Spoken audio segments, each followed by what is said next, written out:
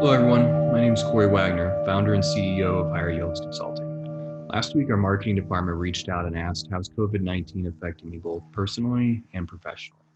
I think for all of us, we're experiencing some pretty drastic changes to everyday life. It's good to know that we're all going through it together, but we're all experiencing it a lot differently than one another. For me professionally, as the industry of cannabis continues to grow, you know, being an essential business in a lot of states like we are here in Colorado, kind of puts a lot of burden and concern on employers like myself to make sure that we've created policies and procedures and trained staff well enough to feel comfortable that they're not going to contract something or they're not going to pass something on to a potential client or a client that we're servicing. Um, it's been really, it's a blessing today, but it could be a curse tomorrow. A lot of people aren't as fortunate as we are to be able to have a job today and to be able to go out and work. But it's also scary because there's a reason why those people aren't able to go out and work. And being in that position as an employer, again, it can just be. It seems like a little bit of a tricky situation for us sometimes. So, glad to be able to have people that can go out and perform their job and collect a paycheck, but also really concerned with the health and safety of our staff and our clients and our clients' clients. Newly emerging states, that we've been tracking for the last 6 months to a year, everything there has pretty much come to a grinding halt. We do believe as a team that once this opens back up, the economy obviously is going to take somewhat of a hit of this. And we're, hoping that a lot of these states are going to be looking for ways to make economic improvements. How are they going to create jobs? How are they going to create tax revenue? We really think that cannabis is going to be one of the leaders in that. If you look at what's going on in the nation today with California and Colorado and having these essential businesses and seeing the amount of taxes they generate and the amount of jobs they create, it seems almost like a no-brainer. But last week we also saw New York came out during everything that's going on there and still said, hey, we're pushing forward cannabis. And we do believe that's a major sign that this industry is going to continue to succeed and it's going to continue to push forward. Here in existing states like Colorado, we've been pushing for 10 years to get a delivery license. And last week was the first week they ever issued a delivery license. And, this COVID-19 stuff is really kind of the straw that broke the camel's back on all of it. And we're starting to see, these other states that are deeming cannabis an essential business and treating it as if they would, a liquor store. So seeing a lot of movement here in Colorado and seeing it in other places around the nation.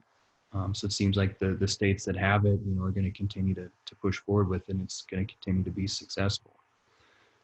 Some of the construction projects we're working on, a lot of investors who hadn't planned on purchasing equipment from us for months out are now hitting us up saying, hey, let's move forward as quickly as possible. We want to make sure we get this before anything else happens. Or if anything does happen, we want to make sure we're the first in the line when things open back up. So a lot of people are still trying to get things done, still trying to push their projects forward with everything that's going on. Then on a personal note, my home life here has been a little bit strange. My girlfriend and partner, Venus, she's a healthcare professional. She works down at UC Health, and she has seen a couple patients who have been positive for COVID-19. And, thank God she's not an ER nurse in San Diego anymore, but she still has a lot of friends and family who are ER nurses in San Diego and Los Angeles. And it is scary. I have some friends in Northern California who are ER doctors, and I haven't heard from them in a couple of days. And I don't know if they're just tired or they're busy or, if something else has happened, but it's something that I think we all live with right now, a concern for just every human's health and safety at this point in time. And, for Venus, it's been really difficult to go in and seeing the symptoms of C19 and not knowing if you have it, not knowing if you're passing on, not knowing if you're bringing it home. Those are all really scary things for her. She wants to make sure that she's helping people, not hurting people, and not being able to know is concerning, obviously. And then working from home. For me, working from home hasn't been much different than it usually is, other than the fact that I don't have the option to work from home.